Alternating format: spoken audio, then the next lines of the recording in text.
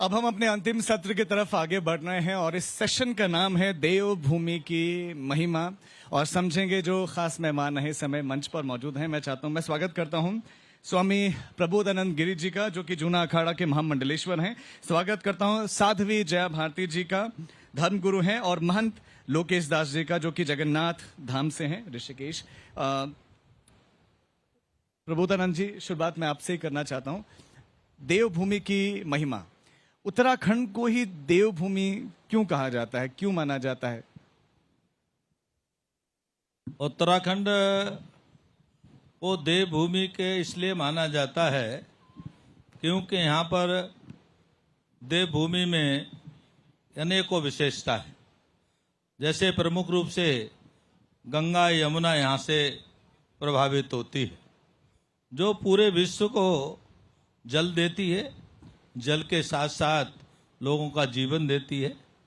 वैसे यहाँ पर देवभूमि में को इसलिए भी महत्व माना जाता है कि यहाँ हिमालय है, और हिमालय के पत्थर कंकड़ और यमुना गंगा के जल से लोगों का जीवन चलता है। इनके बिना जीवन अधूरा है। और भी अनेक विशेषताओं में से यहाँ संतों की भूमि भी है। यहाँ संतों की तीर्थ स्थली है। संतों की यहाँ पर एक नहीं हजारों वर्षों से तपोस्थली रही है। एक अनंत संतों ने यहाँ पर ध्यान साधना की है। इसके कारण से भी देवभूमि की विशेषता मानी जाती है। यहाँ परमार्थ के लिए संतों के एक से एक दिव्य आश्रम हैं, जिनमें संसार की सेवा का काम होता है। संसार के लिए कैसे सुख शांति की कल्पना की जाती है, और जीव जब दुखी आत्मा यहाँ भटकते हुए आते हैं तो यहाँ उन्हें शांति मिलती है। यहाँ आश्रमों में रह करके वह अपने आत्म उत्कर्ष का साधन प्राप्त करते हैं और आत्म उत्कर्ष की ओर बढ़ते हैं। इसी प्रकार से यहाँ आप देखेंगे तो आप कल्पना नहीं कर सकते, यहाँ कहीं का व्यक्ति आ जाए, चाहे अमेरिका का आ जाए, चाहे लंदन का आ जाए, लेकिन यहाँ हर व्यक्ति को भोजन मिलता है। और आप आश्चर्य करेंगे, निःशुल्क मिलता है। यहाँ नित्य प्रति भंडारे चलते हैं, जहाँ लाखों लोग भोजन करते हैं, और यहाँ कोई शुल्क नहीं लेता उसका। दूसरी बात यह है कि पूरे विश्व को समरसता के यहाँ उपदेश मिलता है, और यहाँ प्रत्यक्ष जीवन समरसता में दिखाई देता है। यहाँ कोई किसी से ये नहीं पूछता कि आप किस जाति के हो, तब आपको हम भोजन देंगे, प्रसाद देंगे। यहाँ बिना किसी की जाति पूछे हुए, बिना किसी का उसका अपना स्वभाव हो सकता है, लेकिन उसकी भी चर्चा यहाँ नहीं होती। वास्तव में पूरे विश्व में अगर समरसता का केंद्र माना जाता है तो देवभूमि माना जाता है। अर्थात देवभूमि सभी के साथ समान व्यवहार करता, समान आचरण का उपदेश भी देता है। ऐसी देवभूमि की एक नहीं अनंत विशेषता है, जिनकी व्याख्या करना सूक्ष्म में ही किया जा सकता है। व्याख्या की जाए तो अनंत हो जाएगी, और आपके पास समय भी सूक्ष्म पड़ेगा। जी लोकेश जी, 4 अलग अलग पड़ाव हैं, यमुनोत्री, गंगोत्री, केदारनाथ और बद्रीनाथ। यहाँ आने का लक्ष्य क्या है, क्या प्राप्त होता है इतने दुख तकलीफ सहने के बाद? कई लोग तो खुशी खुशी भी आजकल पहुंचते हैं, लेकिन पहले की मैं बात कर रहा हूँ कि पद यात्रा करके पहुंचा जाता था, अब तो स्वरूप काफी बदल गया। सर्वप्रथम आज तक की पूरी टीम को बहुत बहुत धन्यवाद देना चाहता हूं, जिन्होंने जो कार्यक्रम बद्रीनाथ में होने वाला था उस कार्यक्रम का आयोजन आपने ऋषिकेश में कराया, क्योंकि वहां तक पहुंचना असंभव था हम सबके लिए। और आपने 4 धाम यात्रा की बात की, क्योंकि जो 4 धाम यात्रा है, जो भी हमारी तीर्थ यात्रा है, ये मन को पवित्र करने की यात्रा है। ये यात्रा मुक्ति की यात्रा है, ये अपने आप को परिवर्तन करने की यात्रा है। क्योंकि मनुष्य का जो जीवन हुआ, उसका लक्ष्य क्या है? उसका लक्ष्य है मुक्ति प्राप्त, उसका लक्ष्य है मुक्ति। लेकिन जब तक हम अपने तीर्थ स्थानों से नहीं जुड़ेंगे, अपने संतों से नहीं जुड़ेंगे, तब तक मुक्ति का मार्ग प्रशस्त नहीं होता है। इसलिए जैसे आपने कहा, पहले के समय पैदल यात्रा होती थी, समय के अनुसार जैसी जैसी उपलब्धि हुई उसके अनुसार हमारे जो सनातन धर्मावलंबी हैं वो उसी अनुसार तीर्थ यात्रा करने पहुंचते हैं। और अब तीर्थ यात्रा में बहुत ज्यादा ट्रैफिक का जो होता था, हमने सरकार से मांग उठाई थी, तो इसीलिए धामी जी ने कल ही भूमि पूजन कर ऋषिकेश में 1000 पार्किंग की व्यवस्था की है। तो इसके लिए मैं धामी जी का भी बहुत बहुत धन्यवाद देना चाहता हूं। ये यात्रा अंतर यात्रा है, मुक्ति की यात्रा है। बहुत नहीं, पार्किंग तो खैर पार्किंग भी और ट्रैफिक भी एक बड़ी समस्या है, लेकिन जया जी अब आपके पास आते हुए कि व्यवहार में, अपने आचरण में परिवर्तन जो है पहले होता रहा होगा, क्योंकि मार्ग में व्यक्ति सीखता हुआ जाता था धामों तक, लेकिन अब तो घर से गाड़ी उठाई और सीधा आप धाम में पहुंच जाते हैं। तो आपके व्यवहार आचरण में, सोच और विचार में परिवर्तन की गुंजाइश, या परिवर्तन तो सीखेगा व्यक्ति तभी होगा, तो उस सीखने की गुंजाइश कितनी रह गई है? पहले तो हम ये समझें कि जो हमारी परंपराएं हैं उनके पीछे एक बहुत हमेशा गूढ़ रहस्य रहे हैं जो मानव मन, मानव व्यवहार को प्रभावित करते हैं। अब हमने बात की, अभी हम 4 धाम यात्रा की बात कर रहे हैं, तो तीर्थ, कल्पवास, यात्रा, ये कुछ ऐसे प्रमुख हमारी परंपराएं जुड़ी हुई हैं जिसमें मनुष्य क्या करता है कि चाहे अवधि छोटी है या बड़ी है, वो कुछ समय के लिए जो भी उसकी रोज़मर्रा की जो दैनिक उसके जो लाइफस्टाइल है, जो उसकी रोज़मर्रा के जो गतिविधियां हैं, उनसे वो थोड़े दिन के लिए अलग हटता है। और यहाँ पर एक बहुत महत्वपूर्ण चीज़ जो आती है वो होती है इंटेंट। आजकल बहुत बोला जा रहा है द पावर ऑफ इंटेंट। तो जब आप यात्रा के लिए जा रहे हैं, जब आप कल्पवास के लिए जा रहे हैं या आप तीर्थ के लिए जा रहे हैं, तो सबसे पहले जो आपके माइंड में आता है कि आपका एक इंटेंट क्लियर होता है, आपके माइंड में एक क्लैरिटी आती है कि ये समय मैं डिवाइन पावर के संग, अपने ईष्ट के संग, या जिस स्थान पर मैं जा रहा हूं मैं उनके लिए, उनसे कनेक्ट होने के लिए जा रहा हूं। तो जब आपकी इंटेंट क्लियर है तो वो इंटेंट इतनी पावरफुल होती है कि वो आपकी सोच में आरंभ से ही परिवर्तन लेकर के आती है। इसलिए आजकल लोगों को ट्रेनिंग दी जाती है कि have clarity for what you are doing and why you are doing, कि आप जो भी कर रहे हैं वो क्यों कर रहे हैं। तो तीर्थ यात्राएं अब लोग बहुत लंबे पहले से प्लान कर रहे होते हैं कि 4 धाम यात्रा तब खुलेगी। अभी हमने कुंभ को देखा तो कितना 45 दिन का कल्पवास वहां लोगों ने किया।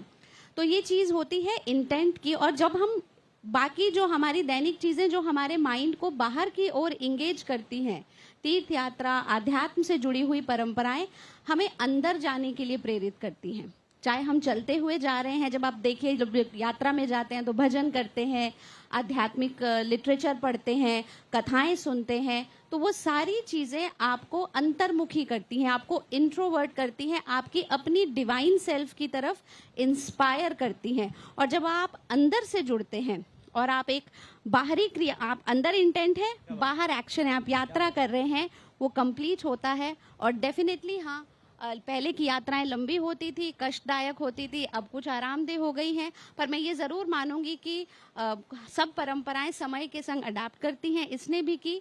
लेकिन अगर हमारे पास क्लैरिटी है, इंटेंट है, पर्पस है और हम डिवोशन के संग कर रहे हैं, तो मन, व्यवहार दोनों में परिवर्तन आना स्वाभाविक है। बहुत बहुत सुंदर बात आपने कही है स्वामी जी। इसी बात को आगे बढ़ाते हुए कि क्यों 4 धाम यात्रा में लोगों को आना चाहिए, और जब वो आए तो उस समय उनका आचरण कैसा होना चाहिए, उनको क्या करना चाहिए?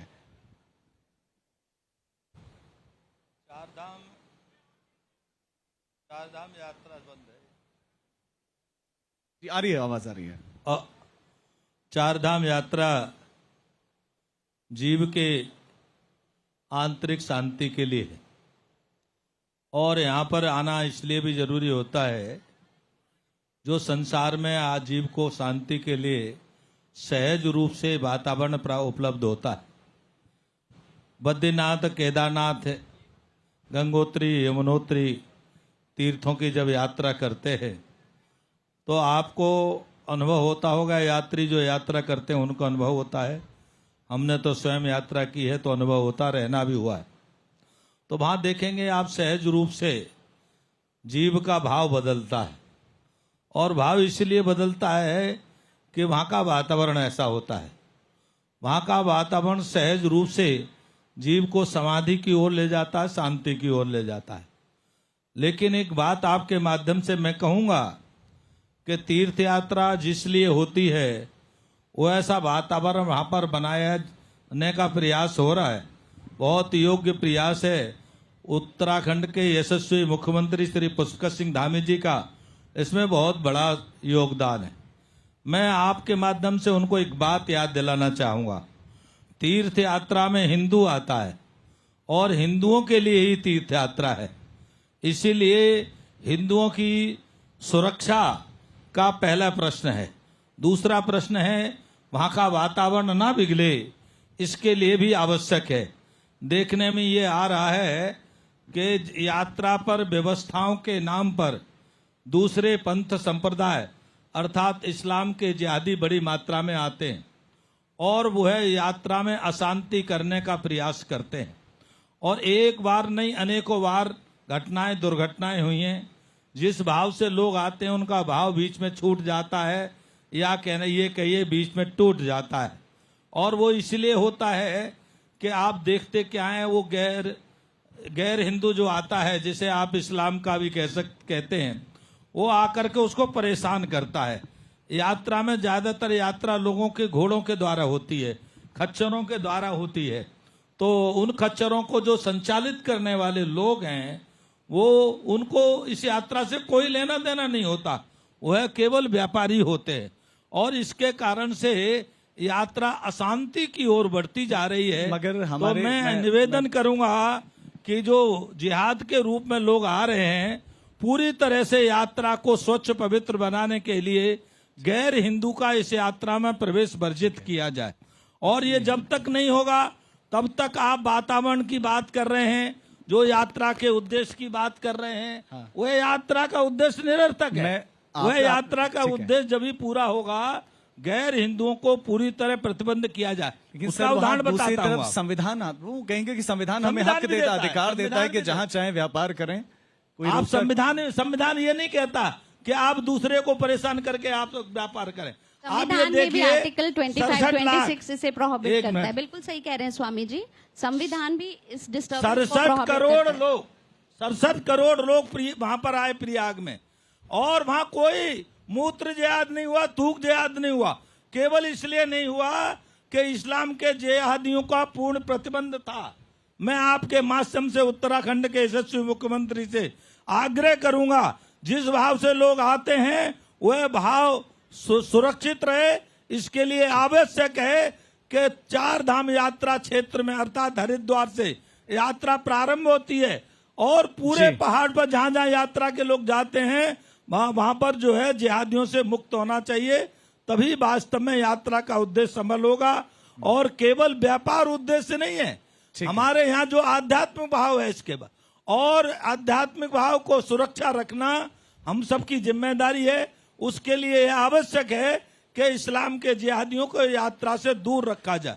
देखिए, हम वो संस्थान है जहां पर हम हर विचार को जो है मंच देते हैं। ये भी आपका एक विचार है। लोकेश जी इसी बात को मैं आगे बढ़ाते हुए कि क्या जो धार्मिक क्षेत्र हैं, जो भी मठ मंदिर हैं, क्या आपको लगता है कि उसमें सरकारी राजनीतिक दलों का दखल होना चाहिए या ये कंप्लीटली छोड़ देना चाहिए धर्म गुरुओं पर?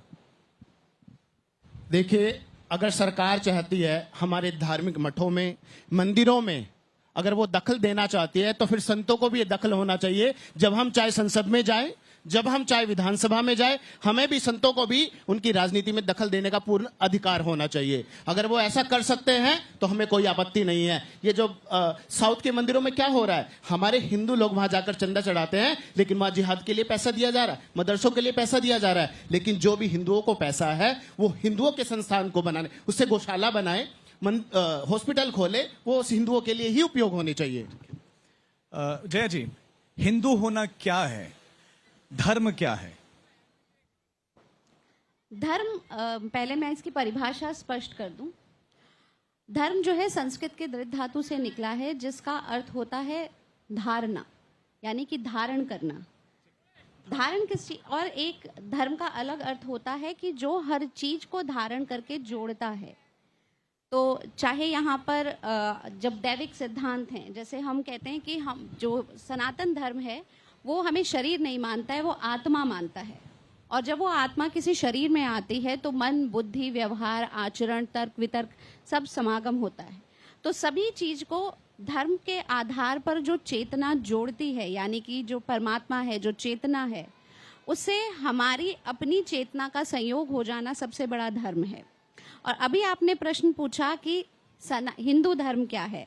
पहले तो जब हम हिंदू धर्म बोलते हैं तो हम मतलब ये है कि हमारी जो समझ है सनातन को लेकर के वो थोड़ी संकुचित है। ये हिंदू धर्म नहीं है। हिंदू तो मेरे साथ तो हिंदू होना क्या है? हाँ, हिंदू सनातनी होना है। जो सनातन मतलब कि something which is beyond the impact of time and space, something which is eternal is सनातन। जो आदि से अंत तक कभी परिवर्तित नहीं होता, वो सनातन है। जैसे हम यात्रा की बात कर रहे हैं, हम ध्यान योग की बात कर रहे हैं, तो एक चीज जो कभी नहीं बदलती, हर चीज बदलती है। ये वुड है, इससे पहले ये पेड़ था, पेड़ से पहले ये बीज था, ये बदलता चला गया। मैं पहले बहुत बाल्यकाल में छोटी थी, अब मैं बड़ी हूं तो मेरा शरीर में परिवर्तन आ गया, लेकिन जो कभी नहीं बदलता वो आत्मा है, और उस आत्मा को जानने की प्रक्रिया नहीं बदलती। सनातन धर्म का जो फाउंडेशन है वो यही है कि चेतन को मानना और चेतन को जानने की प्रक्रिया में लगे रहना, वही सनातन धर्म है। लेकिन सनातन धर्म का एक भौतिक व्यवहार भी है, और उसमें यह है कि आपकी जो मौलिकता है उसे बनाए रखना, आपका जो अपनी पहचान है। क्योंकि हम कहते हैं कि आस्था क्या है, धर्म है क्या। किसी भी सिविलाइजेशन को, किसी भी सभ्यता को जो उसकी पहचान देता है वो उसकी आस्था, वो उसकी धर्म देता है। और भारत की पहचान, हमारी पहचान यही सनातन धर्म है। स्वामी जी, थोड़ा सा आगे चलते हुए हम यहाँ से मैं आपको कश्मीर घाटी की तरफ लिए चलता हूँ, जहाँ पहलगाम में कुछ समय पहले आतंकी वारदात को अंजाम दिया और नाम पूछा गया, फिर गोली दाग दी गई कि आप हिंदू हो तो गोली मार देगी, ये कहा गया। इस घटना को आप कैसे देखते हैं? क्या ये आपको लगता है कि ये सनातन या हिंदुओं पर अटैक है, या एक आतंकी घटना के रूप में आप इसे देख रहे हैं? पूरे विश्व में देखेंगे तो 3 धाराएं चलती हैं। एक धारा है कि सनातन हिंदू धर्म की धारा है, जिसमें सर्वे भवन्तु सुखिनः का पाठ पढ़ाया जाता है, आचरण भी करते हैं। चाहे वो कहीं का रहने वाला हो, लेकिन हम सबकी सुख शांति की कल्पना करते हैं। एक धारा पूरे विश्व में चलती है कि यीशु को मानने वाले, जो यीशु को मानेगा वो ठीक है, और जो यीशु को नहीं मानता वो शैतान है। एक तीसरी धारा है, और वो धारा ये है कि लोगों को इस्लाम स्वीकार करना चाहिए, और इस्लाम को जो नहीं मानता वह काफिर है, और काफिर को जीवित रहने का अधिकार नहीं है। जिस धरती पर काफिर की सर तन से जुदा, तन सर से जुदा, उसकी हत्या करना धर्म है। और उसी अभियान के तहत इस्लाम के जिहादियों ने पहलगाम में हिंदुओं पर हमला किया, उनकी हत्या की, उनको बुरी तरह से मारा, उनकी जो निर्मम हत्या की है कि वास्तव में ये कायराना हमला है। और किसी को जो घूमने आए थे, अपनी अपनी नई नई शादी करके आए थे, और किसी कोई अपनी बहन को खोया, तो कोई अपने भाई को खोया, किसी ने अपने बाप को खोया, और आज लाशें लेकर लोग आ रहे हैं।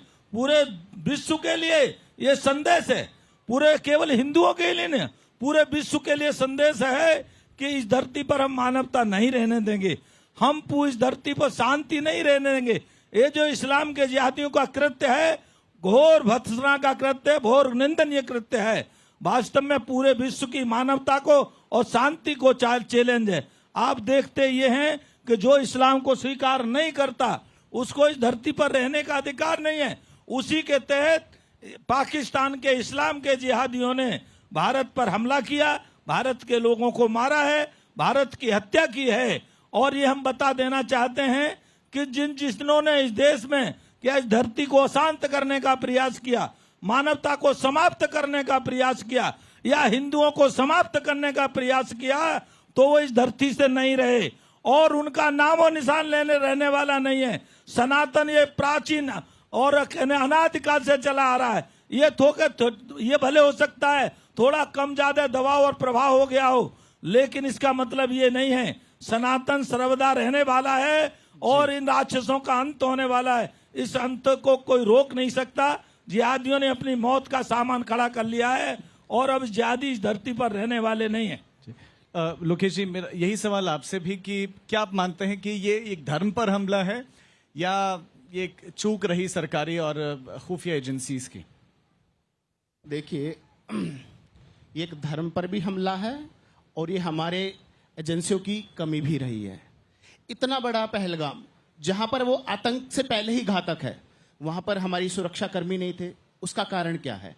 तो ये जो हमला हुआ है, मैं अपने सभी सनातनी भाइयों को कह देना चाहता हूं, हम लोग जातिवाद में बटे हैं। कोई जाट है, कोई गुजर है, हमारे यहाँ लड़ाइयाँ हो रही है। महाराष्ट्र में जाकर देखिए, कोई भाषा पर लड़ रहा है। आपको बॉम्बे में रहना होगा, महाराष्ट्र में रहना होगा तो मराठी भाषा को बोलना होगा। हमारे देश में भाषा की लड़ाई हो रही है, पहाड़ प्लेन की लड़ाई हो रही है। हम सब लोग जातिवाद में बड़े हुए हैं। लेकिन आपने वहां पर देखा होगा, वहां पर किस लिए मारा गया? आप हिंदू नहीं है। उन्होंने ये नहीं पूछा कि आप कांग्रेस पार्टी के हैं, आप समाजवादी पार्टी के हैं, बीजेपी पार्टी के। उन्होंने कुछ नहीं पूछा, आप हिंदू है। उनके लिए सिर्फ हिंदू एक काफिर है और काफिर को उनकी नजरों में इस धरती पर रहने का अधिकार नहीं है। वो 2000 साल पहले आए और 60 देशों पर उन्होंने कब्जा कर लिया। आज भारत में 60 से लेकर 70 देश इस्लामिक देश हैं और उनका जन्म कब हुआ है? 2000 साल पहले। इसलिए मैं सभी लोगों को कह देना चाहता हूं, ताहिर हुसैन ने भी जब दिल्ली में हमला किया था तो उसका यही स्टेटमेंट था, ये जो मैंने किया है हिंदुओं को मारने के लिए किया है। उसमें यह नहीं बताया कौन सी पार्टी के, जो उनकी पार्टी के आका बनते हैं, चाहे वो कांग्रेसी हो, चाहे समाजवादी पार्टी हो, चाहे ममता बनर्जी के, उनके जितने भी हिंदू हैं उनके लिए वो सिर्फ काफिर है।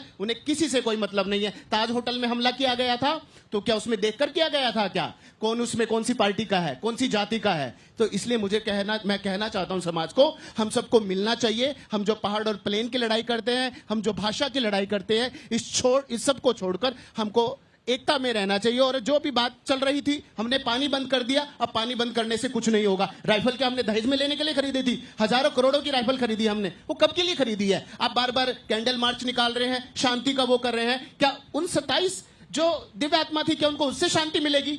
नहीं मिलेगी। हमें उनका बदला चाहिए, मौत का बदला मौत। अब जो भी हो इसका बदला हमें चाहिए, तभी उनको जाकर शांति मिलेगी। अब मैं कैंडल मार्च में, शांति यात्रा में कोई विश्वास नहीं करता। हमें सिर्फ बदला चाहिए। मोदी जी। जया जी, मैं इस पर भी आपका रिएक्शन चाहूंगा। आपका पहला प्रश्न ये था कि क्या ये सनातन पर या हिंदुओं पर हमला था। ये डाउट ही नहीं है, ये प्रश्न ही गलत है कि क्या ये हमला था। बिल्कुल था, समक्ष था, सामने था। वहां पर टूरिस्ट हैं, वहां पर सैलानी गए हैं, सारी चीज वहां नॉर्मलाइज हो रही है। एक मुस्लिम की भी उसमें हत्या की गई ना, उनको भी गोली लगी। वो एक्सीडेंटल है, और अगर वो एक्सीडेंटल है, अगर उन्हें पता होता कि हाँ ये हिंदू ये मुस्लिम है तो नहीं मारते।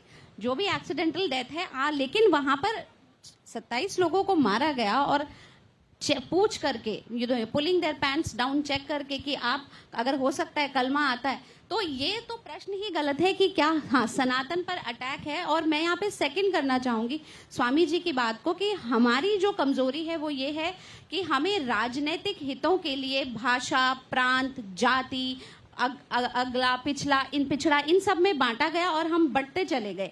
और ये जो अटैक था, मैं सिर्फ इसे एक आतंकवादी हमला नहीं कहूंगी, ये एक चुनौती है और ऐसे समय पर आई है जब अगर जो लोग सनातनी हैं, हिंदू हैं और अपने सनातन सभ्यता और धर्म में विश्वास रखते हैं, ये हमारे लिए एक बहुत ही क्रूशल टाइम है जब हमें अपनी क्षेत्रीय प्रांतीय आइडेंटिटी को ड्रॉप करके हमें एकजुट जो संगठन है, ये जो योगी जी ने भी बात कही थी, मोदी जी ने भी ये कहा और धामी जी ने भी कहा था कि अगर बटेंगे तो कटेंगे और एक हैं तो सेफ हैं। ये बात इस चीज की पुष्टि करती है कि वो बात बिल्कुल सही थी।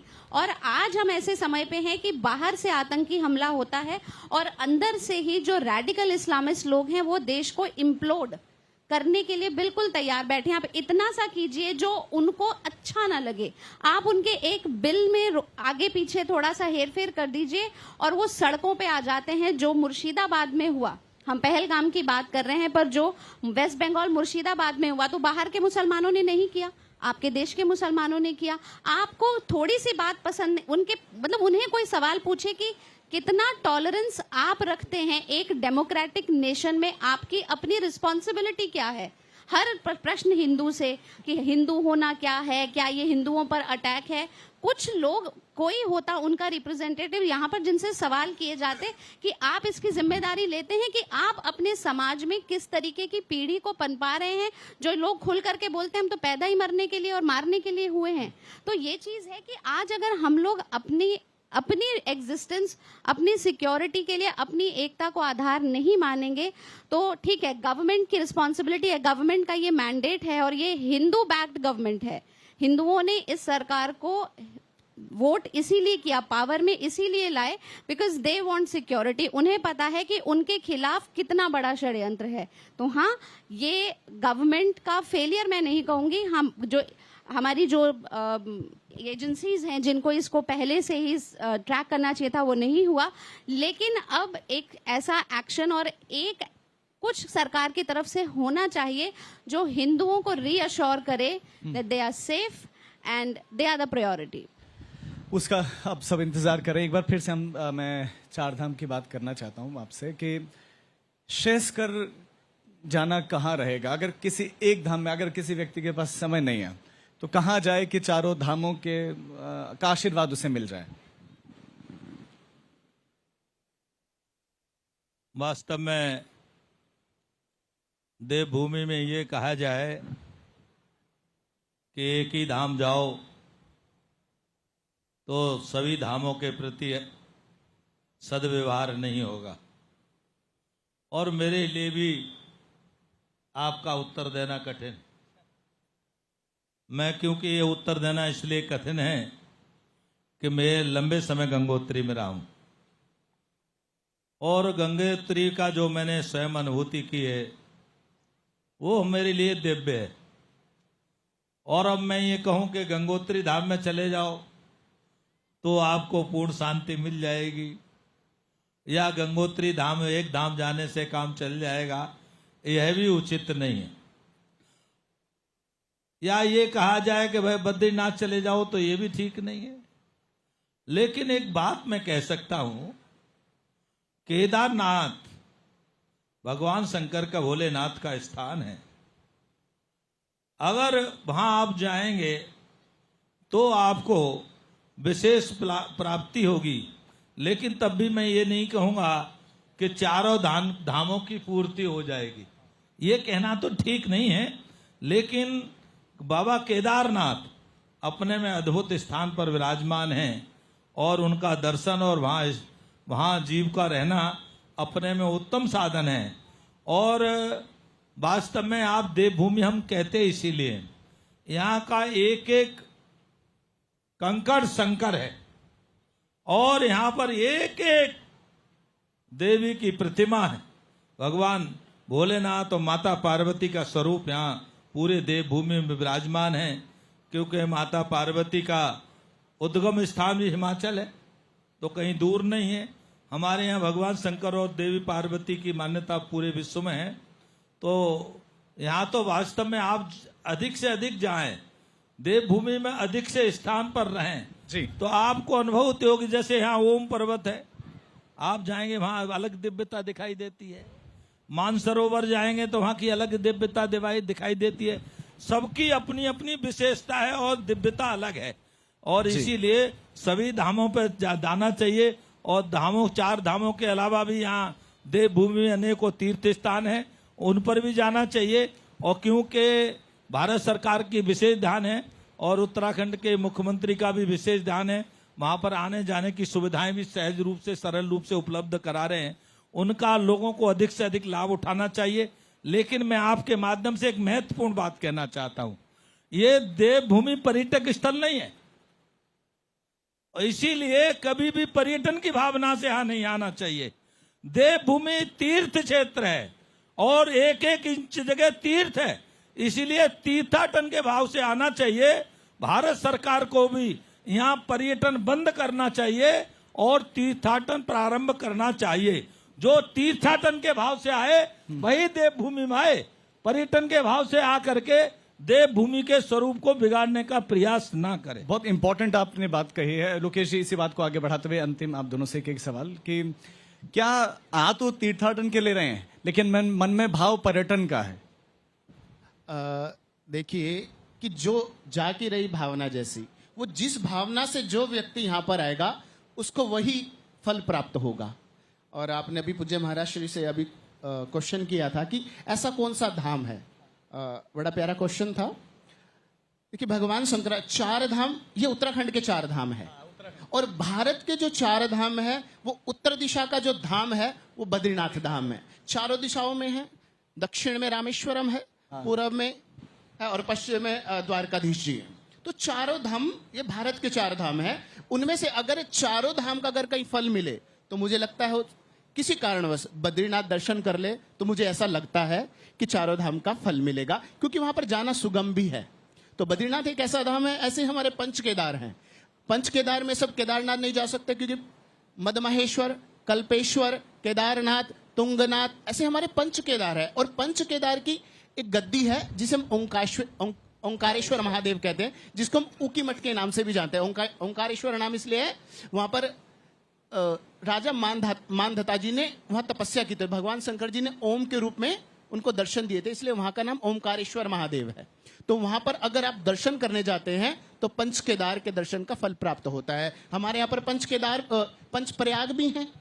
अब कोई पंच प्रयाग नहीं जाता, तो सभी नदियों का संगम होकर माँ अंतिम में यहाँ पर आकर गंगा का रूप धारण करती है।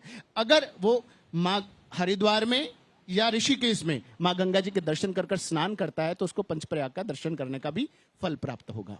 एक अंतिम सवाल, और मैं सुझाव चाहता हूं आपसे कि इस देश की पीढ़ी को आप सुझाव दें, क्योंकि अब रील का एक ट्रेंड बढ़ गया और हमने देखा कि लोग जैसे इन स्थलों पर जाते हैं तो वहाँ रील का चलन ज्यादा है और भाव की गहराई कम नजर आती है। तो उनको क्या सुझाव देना चाहते हैं जो आए यहाँ, तो उनको क्या करना चाहिए और क्या नहीं करना चाहिए? देखिए, महाराज श्री ने और स्वामी जी ने जो बोला उसमें बहुत सारा तो ये प्रश्न का उत्तर हो ही गया है कि जैसे आप जिस भाव से आएंगे, तो अगर आप धार्मिक स्थलों का, तीर्थ स्थलों का भी जो उपयोग है, आप रील बना रहे हैं तो आपका पर्पस वायरलिटी है कि हम वायरल हो जाएं, आपका पर्पस है कि आपके फॉलोअर्स बढ़ जाएं, और आपका पर्पस ये नहीं है कि जो उस तीर्थ स्थल के बारे में जो सत्य है, जो उसकी आध्यात्मिक और धार्मिक पक्ष है, वो आप किसी तक पहुंचाएं। तो जैसा मैंने पहले भी कहा कि आपके एक्शन से पहले आपका इंटेंट क्लियर होता है। तो जो भावुक है, जिसके अंदर डिवोशन है, जिसके अंदर ऑलरेडी आस्था है, वो वैसा ही कंटेंट बनाएगा। और अगर आपका सिर्फ एक्साइटमेंट है कि मैंने वायरलिटी लेनी है, तो आप कब, तो सबसे पहले तो हमें खुद की डेफिनेशन सेट करनी है। हालांकि जितना भी मैंने क्योंकि मैं बहुत जनसंपर्क में बहुत ज़्यादा रहती हूँ, और जितना भी मैंने लोगों से मिलकर के जो अपने अनुभव से सीखा है, वो यही है कि बहुत संभव है कि आप बहुत लोगों तक पहुँच जाएं। जो मेरा युवाओं से, रील बनाने वालों से संदेश है, हो सकता है कि कुछ प्रकार की रील बना के आप बहुत लोगों तक पहुँच जाएं। लेकिन दो चीज होती हैं, एक है पहुंचना और एक है प्रभाव छोड़ना। आपका एक्शन उतना पहुंचा सकता है, लेकिन जो आपके अंदर से उठने वाला एक कोर इंटेंट है, जो आपकी भावना होती है, वो सूक्ष्म प्रभाव छोड़ती है और वो बहुत ज्यादा गहरा प्रभाव होता है। तो अगर आप ये आपको डिफाइन करना है कि आपको सिर्फ लोगों तक पहुंचना है या आपने उनके लोगों के दिल में जगह बनानी है, आप अपनी अच्छी इंटेंट रखें, क्लियर इंटेंट रखें। और एज अ सिटीजन हमारी भी कोई रिस्पॉन्सिबिलिटी है। सरकार पहल कर रही है कि हमारी यात्रा सुरक्षित हो, हमारी यात्रा सुगम हो। उत्तराखंड के मुख्यमंत्री, उनके प्रयास काफ़ी हैं इन यात्राओं में। पहले जिस तरीके की घटनाएं हुई हैं उनको कम करने की हम वो प्रभाव देख रहे हैं। इंफ्रा डेवलप जो हो रहा है, वो सारी चीज़ें हो रही हैं। लेकिन हमें ये देखना है कि जब हम यहाँ इन स्थानों पर जाते हैं तो पहले हम इनका संदेश पूरा का पूरा पहुंचाएं। दूसरा, हम इनको ट्रीट ठीक करें। हम देखते हैं कि बहुत ज़्यादा लोग जाते हैं और वहाँ पर पोल्यूशन छोड़ करके आते हैं, वहाँ पे प्लास्टिक, ट्रैश, आप वहाँ रिस्पॉन्सिबली बिहेव नहीं करते हैं। तो ये हमने ध्यान रखना है कि हम लोग जब जाएं तो आस्था का एक रूप ये भी है कि हम उन जगहों को साफ रखें और एज अ सिटीजन हम अपनी रिस्पॉन्सिबिलिटी को निभाएं। बहुत शुक्रिया आप सभी का, जो है धर्म संसद का हिस्सा बनने के लिए, इस मंच की शोभा बढ़ाने के लिए। और धर्म संसद में ऋषिकेश की, इस उत्तराखंड की देवभूमि से आज के लिए बस इतना ही। लेकिन देश और दुनिया की तमाम खबरों के लिए आप देखते रहिए आज तक।